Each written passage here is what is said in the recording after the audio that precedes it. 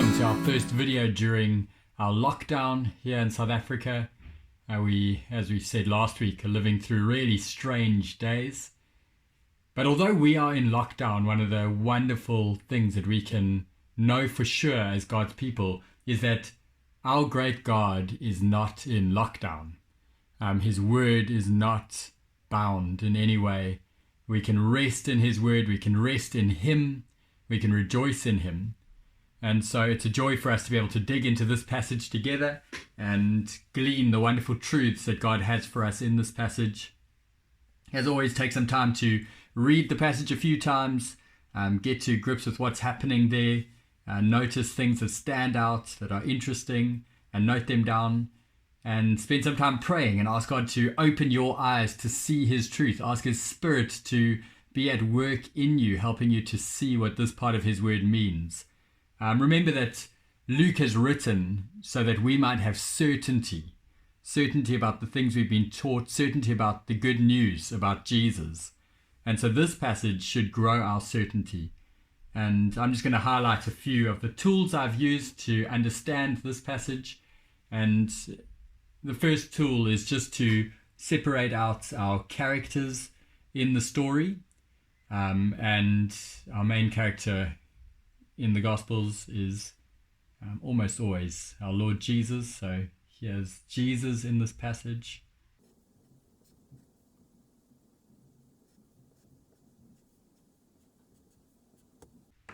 In the beginning part of the passage, we've got this man who brings his only child to Jesus. Just put together the man and his son.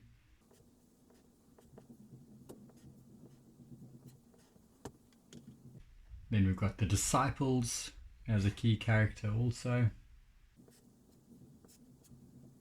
We've got a couple of these statements here. They were all amazed at the greatness of God. So God's greatness is on display in this passage while everyone was marveling at all that Jesus did. So they're marveling at all Jesus did. They're amazed at the greatness of God. Luke is making this connection, making it clear that Jesus is God. Then, as we saw the last couple of weeks, when looking at narrative, a really useful tool to use is the narrative plot arc to work out what's going on. And in the plot arc, we've got our setting,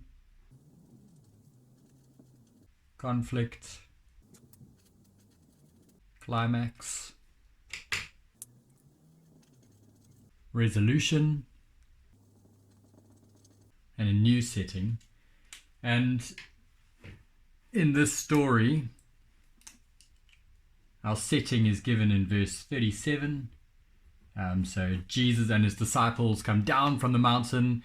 They've just had this glorious experience seeing Jesus transfigured. They've heard God the Father's voice, which is the climax of that story, saying, "This is my son, listen to him." But this story is very much back to earth with a bump. Back to earth with a bump, kind of asking, where is the glory now? There was this glorious moment on top of the mountain with Jesus and Moses and Elijah, but now they come back to the earth, and where's the glory now? And so the setting in verse 37 is Jesus coming down the mountain, and then this conflict is set up in the bulk of this first part of the story, from verse 38 all the way through to verse 43a. So this whole section here sets up the conflict for us. And we see this man brings his son to Jesus. The disciples are powerless to heal this boy, but Jesus has power over this demon. He is able to drive the demon out, much to the amazement of the crowd. So the conflict is being set up there, kind of, is Jesus going to be able to fix the mess that we see in the world? And this is much more than just the mess of this child who is demon possessed. Yes, that shows the brokenness and the mess in the world in a big way. But in verse 41, Jesus quotes from Deuteronomy 32. where he looks at the disciples, he looks at the crowd, everyone around there, and he's exasperated. He says, "You unbelieving and perverse generation," or "You faithless and crooked." So Jesus is just exasperated by them. So it's much more than the brokenness we see in the boy with the demon. It's also the unbelief, the faithlessness, the crookedness, just the general brokenness of the world that's on display here.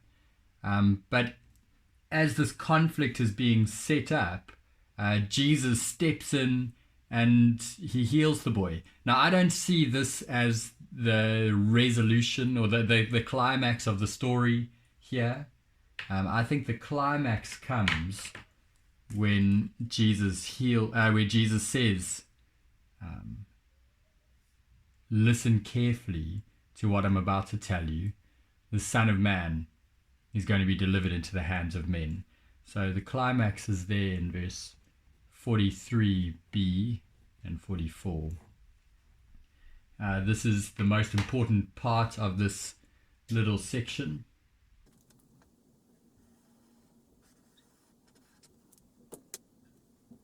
This "listen carefully" here is an imperative.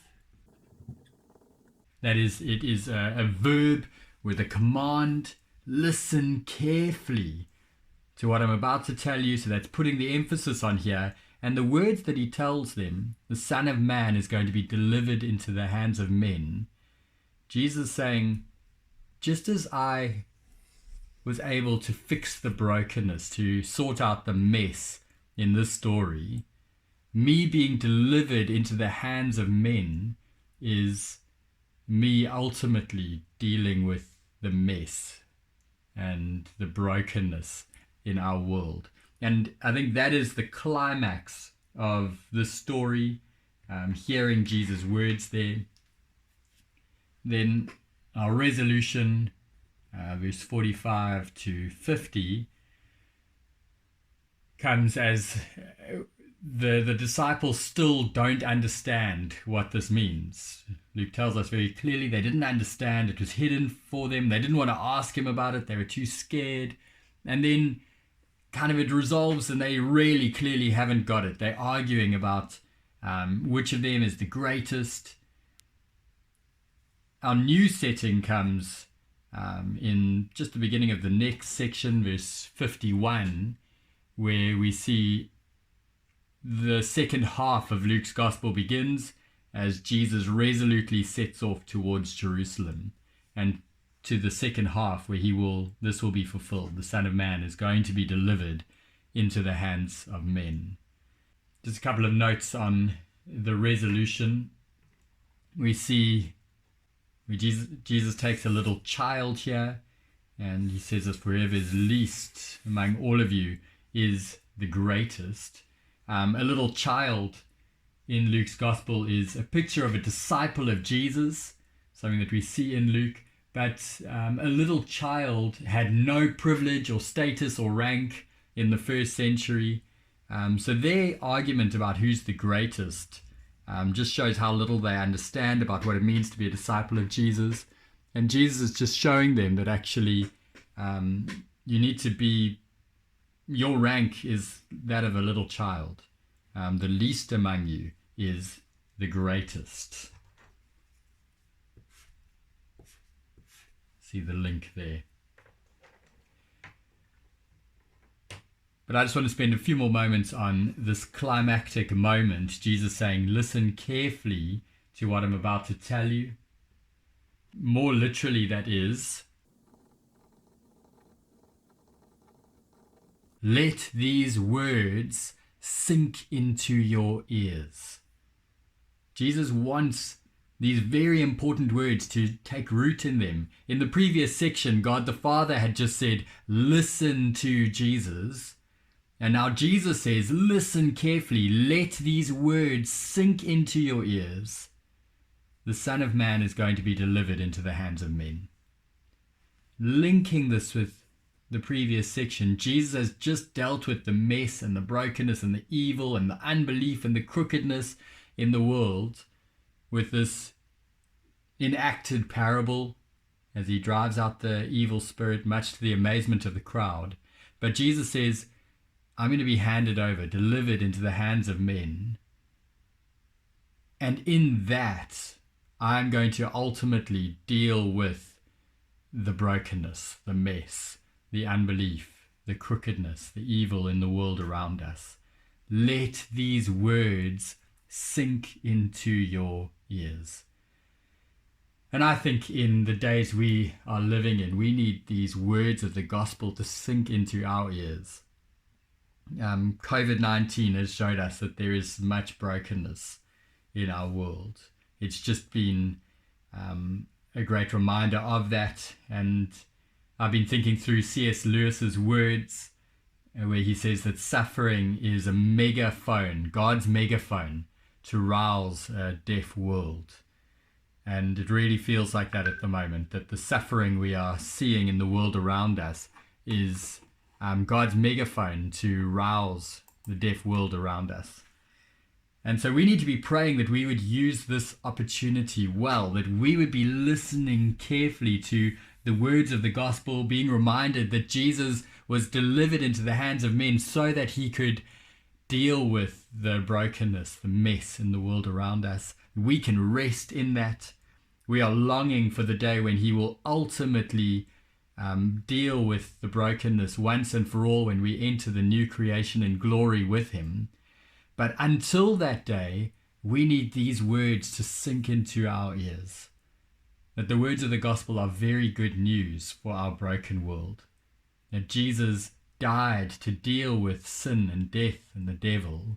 That one day when he returns, he's going to finish his mission and we're going to be in glory with him. And until that day, we need to listen carefully to the words of the gospel. We need these words in our broken days. So as you teach this to others, push people to really rest in Jesus and in the words of his gospel, to listen carefully, to let these words sink into their ears so that we might have great hope in Jesus, the one who can deal with the mess, who has dealt with the mess on the cross, and who will ultimately deal with the mess and the brokenness in our world when he returns. So rest and rejoice in this truth yourself, and as you teach it to others, may you help others to fix their eyes, to listen carefully to Jesus in these days. Well, God bless as you dig in further.